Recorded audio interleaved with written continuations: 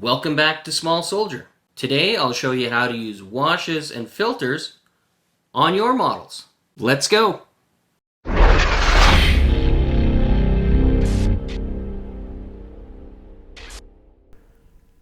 Good day, troops, and welcome back to more adventures of the Ryefield models Egyptian T-34-122. In this installment, we'll talk a little bit about washes and filters, how they differ from each other, and I'll show you how I applied those to the model. So let's get busy!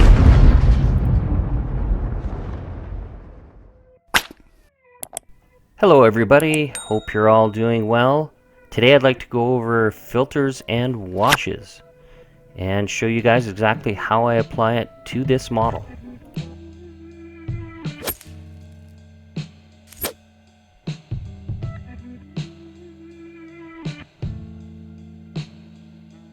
You should stir the filter from time to time just to keep the pigment and binder together.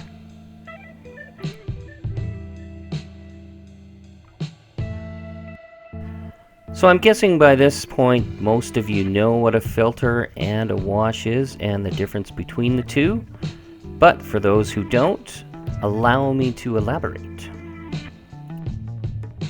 A filter is a thinned down paint, either oil or acrylic, and it's used to basically alter the tone of your base paint or camo scheme.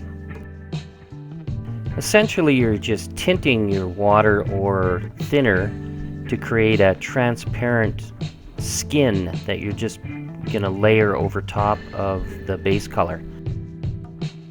You can also add multiple filters over top of each other, and I find you can get a lot of really rich tones and interesting effects. So when you're adding your filters, you can lay the filter over the entire vehicle, or you can pick out certain panels that just change the interest and look of the tank or vehicle you're working on. Here you can see I'm adding the filters to various panels just to alter it and change it and make it look a little more interesting and unique. In the real world, if you look at various pieces of machinery that are outside all the time, you'll notice that there are different areas of the vehicles depending on materials and whether those parts might have been changed out at one time. And that's what you're doing with filters, just trying to emulate that type of surface.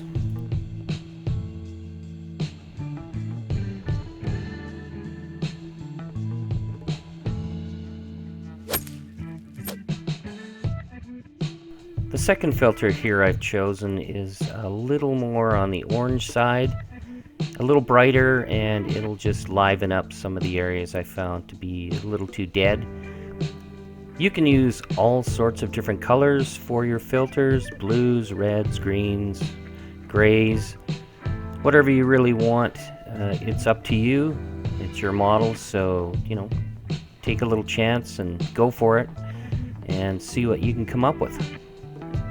I don't think there's really any hard and fast rule to filters. Extract your artistic side and just have fun.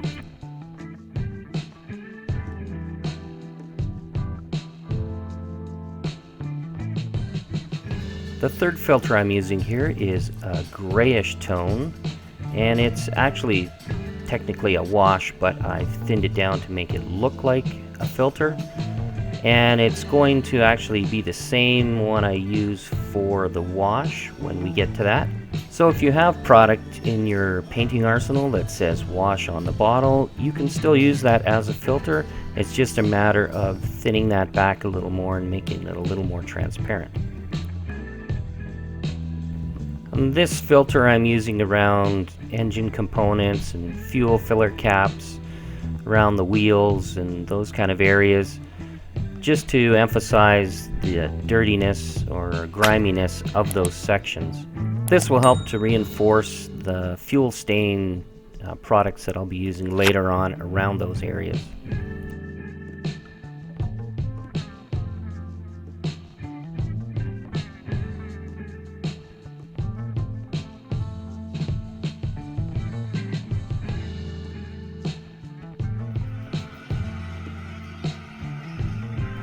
So for those of you that don't know the difference between a wash and a filter, the filter, like I said earlier, I explained that. Well, a wash is essentially a thicker version. You're not thinning the paint out as much, and you're also laying it either over a gloss coat, which actually I don't use one in this video. What I like to do is take a brush full of thinner and lay it over the area that you're going to be working on. You don't want to put it on too large of an area because the thinner will dry out. So just lay it over a small section that you think you can work and lay the wash in after a couple minutes, and you'll notice the capillary action pulls the wash into the areas you want. Then once everything's dry, just go in and remove it.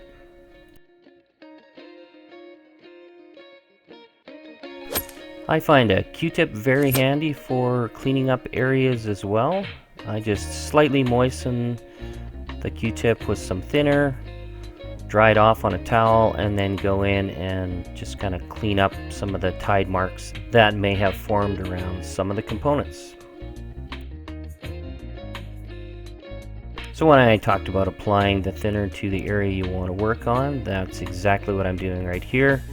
Just a wider brush, laying the thinner over the entire surface that I figure I can work in, and then let that dry off for a couple minutes, and then go in and start adding the wash. I know some of you out there are thinking, this guy's crazy. Why would he go straight over a base coat without clear coating it first to protect the paint? Well, I have to tell you, I've never had an issue with the paint lifting or tide marks, pooling, or staining my paint surface.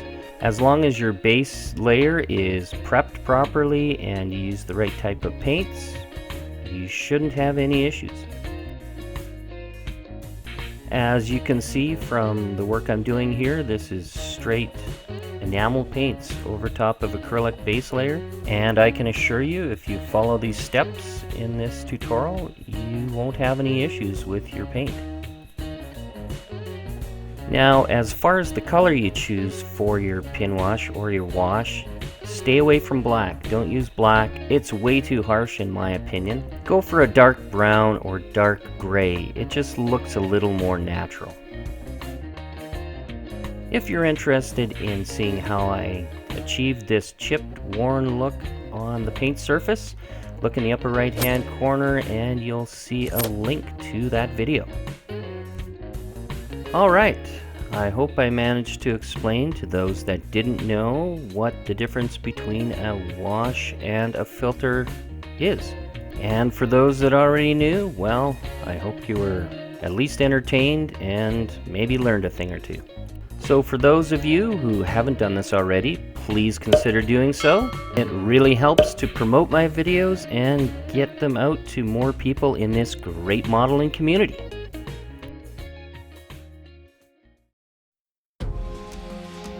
Thanks for sticking it out to the end, people. I really appreciate it. Stay tuned for the next video where we'll look at maybe some darker chipped areas, and we'll get into maybe some oil paint rendering, as well as maybe tackle the tracks depending on time. So until then, I'll talk to you all soon. Bye bye now.